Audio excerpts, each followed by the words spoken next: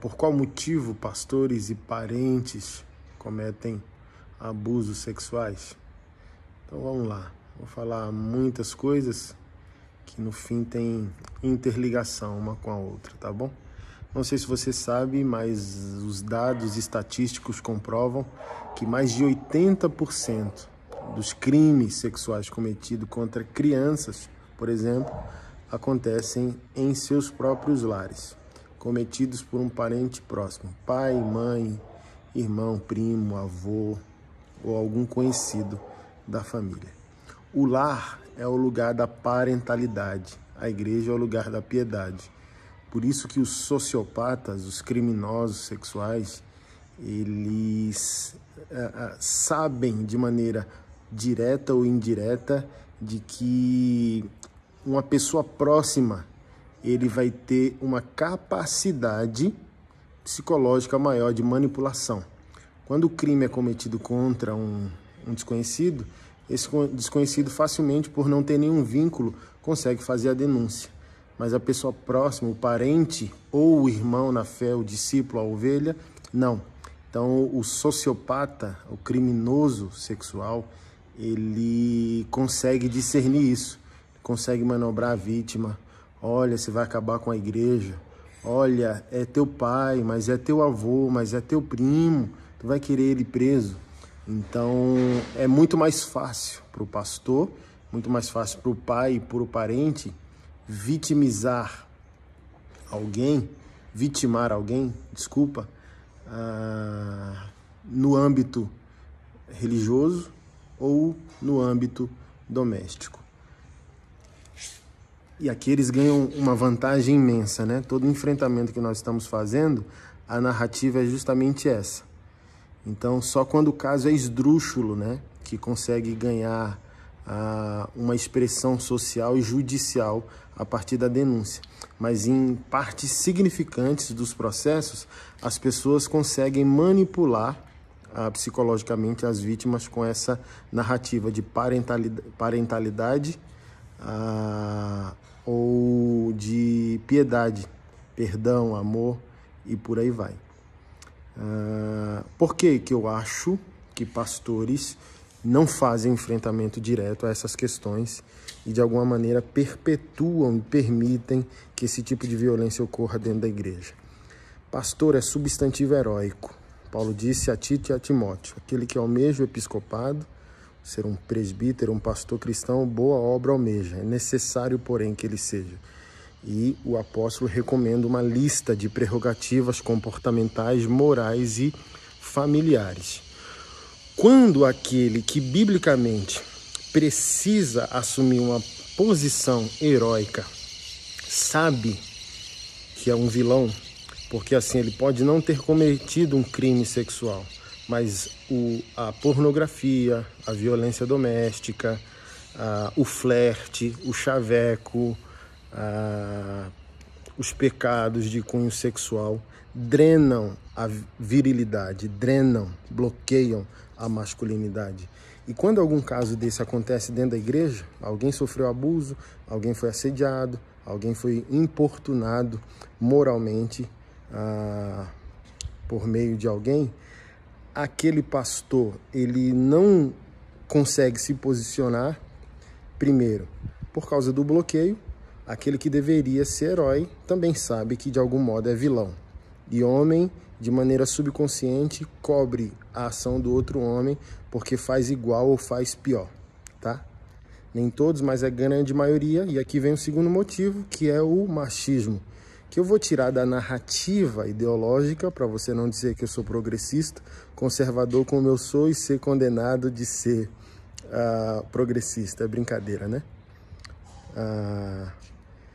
Na queda do jardim, Gênesis 3, porque você deu ouvido à voz da tua mulher, maldita será a terra por tua causa. Então, o segundo motivo, que talvez é mais eloquente que o primeiro, é que o machismo ele não tem estrutura sociológica apenas, ele ganha força sociológica. Aqui a gente quebra a narrativa ideológica de que o machismo é aprendizado sociológico. Não, o machismo ganha contornos sociológicos dependendo da cultura. Na cultura europeia, por exemplo, o machismo é omissor. O cara é tão gentil, intelectual, que ele se torna um homem passivo, um homem emasculado. Na América do Sul, a síndrome de Adão faz com que o homem se torne mais machista, né? Opressor. Então, o segundo motivo, de fato, é o machismo. O homem é o agente de toda a destruição que acontece na Terra, segundo a queda ali de Gênesis. Mas o motivo, né? Isso dá para contornar, né? Com educação, mas o primeiro motivo ele precisa de enfrentamento. Não é porque você cometeu um pecado sexual que você vai se sentir omisso ao ter que fazer algum tipo de enfrentamento a homens que estão fazendo isso dentro da igreja contra mulheres e crianças, né? O volume é assombroso.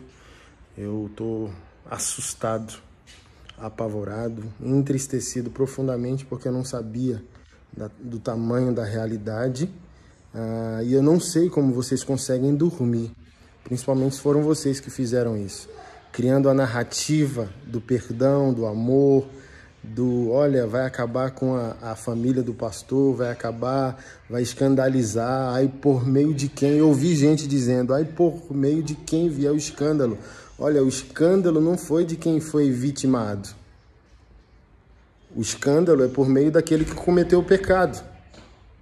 Então é necessário uma decisão por enfrentamento. Se a gente quer elevar o nível da moralidade da igreja cristã evangélica no Brasil. Se lutou muito contra as filosofias humanistas ateístas da esquerda nos últimos governos. Mas num tempo como esse, onde a gente pode continuar a luta pela justiça, abraçando a luta pela dignidade humana, a gente faz escândalos seletivos. Porque, olha assim, do que eu estou dizendo, a grosso modo, é um volume de pastores e um volume de cristãos conservadores fajutos, um conservadorismo assimétrico, foram aqueles que disseram que tiraram a esquerda do poder para lutar contra a ideologia de gênero. Mas olha só, é anti-evangelho também ter lutado contra as ideologias humanistas ateístas da esquerda e continuar com amante, com contatinho, com pornografia, porque uma coisa vai linkando a outra. Olha só, isso aqui eu esqueci de falar e eu preciso pontuar. Adultério, pornografia, contatinho, nudes aqui, nudes ali, tá tudo linkado. A violência cometida contra a mulher, seja ela física ou seja ela sexual, a pedofilia, o consumo pornográfico, o adultério, tá tudo linkado. E quando homens cristãos, principalmente pastores, precisam fazer algum tipo de enfrentamento, são essas práticas ocultas de cada um de nós que castra a virilidade, que castra a coragem. Como que eu vou enfrentar um cara que assediou uma menor de idade se eu fiz aquilo? Se eu estou fazendo aquilo outro? Se eu tenho amante? Gente, luta por justiça não pode ser uma luta seletiva. A prioridade não é a reputação da igreja. Olha só, eu acho que nós elevaríamos o nível da igreja ao lutarmos pelos verdadeiros sofredores. E os verdadeiros sofredores não são os pastores que caíram em pecado. Porque se é crime, eles precisam ir para a cadeia. Prioridade são as vítimas. É aquilo que a gente sempre está tratando com vocês. Nem todo pecado é crime, mas tudo aquilo que for um crime, tudo aquilo que foi um crime não pode ser tratado de maneira terapêutica e nem pecaminosa pela igreja. É necessário fazer um enfrentamento, é necessário fazer a denúncia.